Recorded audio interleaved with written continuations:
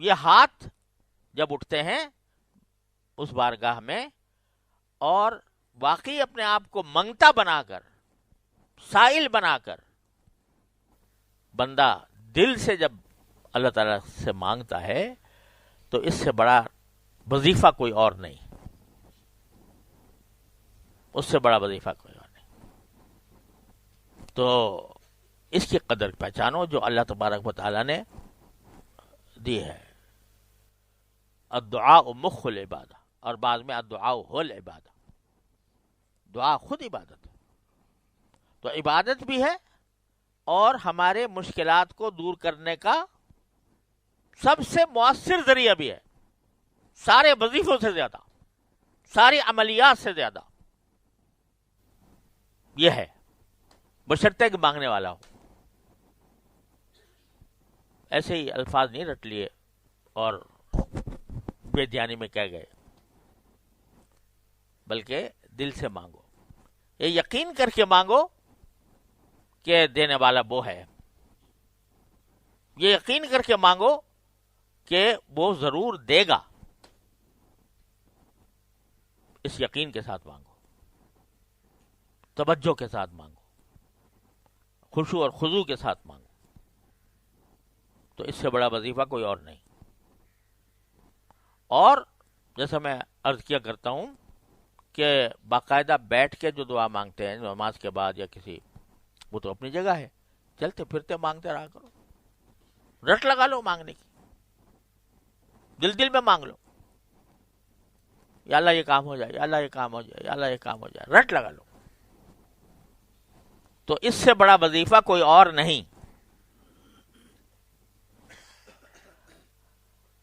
ہمارے سارے رسول کریم سرورد عالم صلی اللہ علیہ وسلم کے عہد میں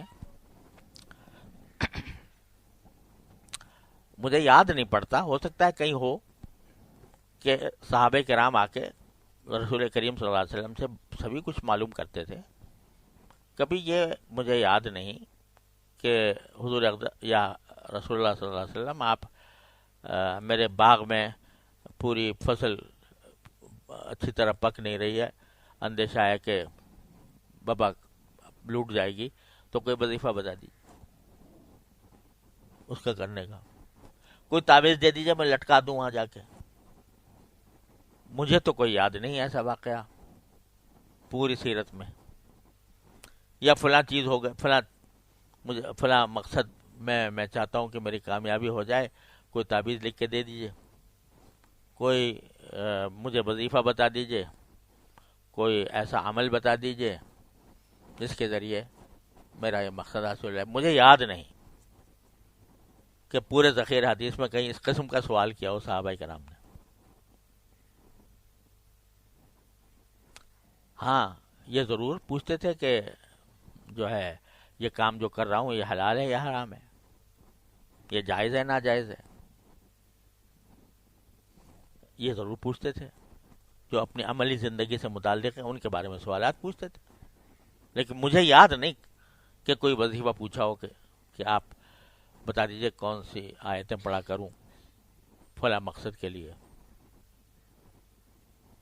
ہاں رسول کریم صلی اللہ علیہ وسلم نے خود بتا دیا کہ بھئی جب تمہیں کوئی حاجت پیش آئے تو 2 رکعتیں پڑھ کے اللہ تبارک و تعالیٰ سے مانگ لیا کرو اور دعا کیا کرو، لا الہ الا اللہ الحلیم الکریم، لا الہ الا اللہ رب العرش العظیم، انی اللہم انی اسألک موجبات رحمتک وعزائم مغفرتک ومنجیات امرک والسلامۃ من کل اثم والغنیمۃ من کل بر والفوز بالجنہ ونجاۃ من النار۔ یہ تو مانگ ہی لو، اور اس کے بعد اپنی حاجت مانگ۔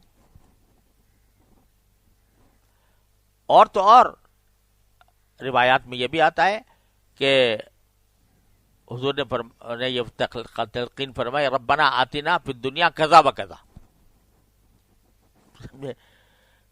یا اللہ ہمیں دنیا میں فلاں فلاں چیز دے دیجئے، اور جو فلاں کا لفظ ہے اس میں دل میں تصور کر لو میں کیا مانگ رہا ہوں۔ تو دعا کی تلقین فرمائی، یعنی یہ الفاظ ہیں روایات میں، ربنا آتنا فی الدنیا کذا و کذا، فلاں فلاں چیزیں دے دیجیے، یعنی سکھا دیا آپ نے کہ بھائی یہ جو بھی تمہیں مانگنا ہو وہ اللہ سے مانگ لو. اور جب یہ کہو ربنا آتنا فی الدنیا کذا و کذا، تو دل میں تصور کر لیا کرو اپنی حاجت کا، یا اللہ مجھے صحت دے دیجیے، یا اللہ مجھے جو ہے میری رزق میں برکت دے دیجیے، وغیرہ وغیرہ، جو کچھ بھی ہو. یا اللہ میرا بیٹی کا رشتہ نہیں ہو رہا، رشتہ کروا دیجیے، تو میرے بیٹے کا نہیں ہو رہا، اللہ بیٹے کا کرا دیجیے یا اللہ. تو یہ تک سکھا دیا کہ دل میں مانگ لو. تو اصل جو کام ہے انسان کا کسی حاجت کے سلسلے میں، دعا سے بڑھ کر کوئی وظیفہ نہیں. اور اس کے لیے دعا کے لیے سب سے اچھا نماز حاجت 2 رکعت پڑھ کے مانگو، مانگو، مانگتے رہو. کوئی جو ناشنا سے ادا ہو تو کیا علاج، کوئی جو ناشنا سے ادا ہو تو کیا علاج، ان کی نوازشوں میں تو کوئی کمی نہیں. مانگنے والا چاہیے. حضرت حکیم الامت قدس اللہ تعالیٰ سرہ ایک مرتبہ مجلس میں یہی مضمون بیان فرما رہے تھے کہ بھئی مانگنے والا چاہیے، جھولی پھیلانے والا چاہیے اللہ تعالیٰ کے سامنے، تو اس کے ہاں دینے میں کمی نہیں ہے. تو حضرت مجذوب صاحب بیٹھے ہوئے تھے، جو حضرت کے خاص، جو بڑے منہ چڑھے قسم کے مرید بھی تھے، خلیفہ بھی تھے. تو انہوں نے پوچھا کہ حضرت جس کے پاس جھولی ہی نہ ہو تو وہ کیا کرے؟ حضرت نے فرمایا جھولی بھی وہیں سے مانگے، جھولی بھی انہیں سے مانگے. اور رسول کریم صلی اللہ علیہ وسلم نے جھولی مانگ لی. اللہم انی اسألک خیر المسألہ،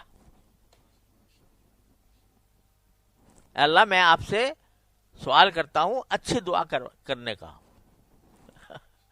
اچھی دعا کرنے کا بھی آپ ہی سے سوال کرتا ہوں کہ مجھے ایسی توفیق دے دیجئے کہ میں اچھی دعا کروں. اللہم انی اسألک خیر المسألہ و خیر الدعاء، اچھی باتیں مانگنے کی توفیق بھی آپ مجھے عطا فرمائیے، اچھی دعا کرنے کی بھی دیجیے. تو جھولی بھی اسی سے مانگ لو. اگر نہیں آ رہا نا سمجھ میں کہ بھئی کس طرح مانگوں، تو یہ کہہ دو یا اللہ مجھ سے مانگا نہیں جا رہا، مانگنا نہیں آ رہا. حاجت آپ کو پتہ ہے کس حاجت کے لیے میں آپ سے رجوع کر رہا ہوں، آپ کو پتہ ہے. ہاتھ میں نے پھیلا دیے، زبان پہ میرے کلمات نہیں آ رہے، الفاظ میری سمجھ میں نہیں آ رہے،